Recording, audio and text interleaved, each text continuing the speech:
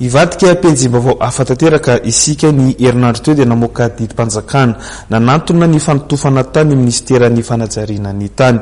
Androany kosa dia nilaza ny sekretera jeneraly nyity ministera ity fa azo atao izany fanotofana izany ho an'ireo izay mahafeno ny fepetra takina. Lova Ramanatso sy Christian Rakodindramanga. Araka ny fanambaran'ny ministry ny fanajariana ny tany sy ny sampanjarahan'ny fananantany Ramatoa ministra Christine Razanamaso tamin'ny 12 Jolay 2023 lasa teo izay nametra ny fampiatona fanotofana ny tany eto Antananarivo araka ny titonjana larana 12 roambifitopolo sy roanjato dia nanambara hoe tsy azo atao mihitsy manatolotra ny tany na ara-dalàna na tsy ara-dalàna teto Antananarivo.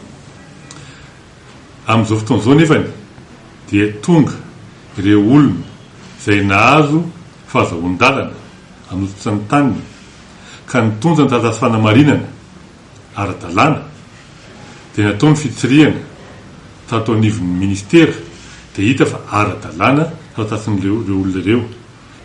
Inona moa no atao hoe fahazoan-dalana ara-dalàna?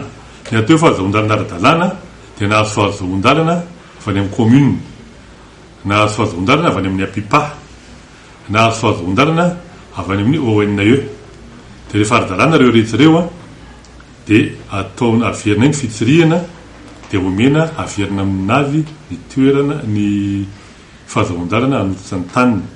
Fa ampiana fanadavana kely fotsiny ilay ao amin'ny apipa zany ao no mijery ny fikoriana ny rano amin'ny toerana ilay totofanao sy ny manodidina azy.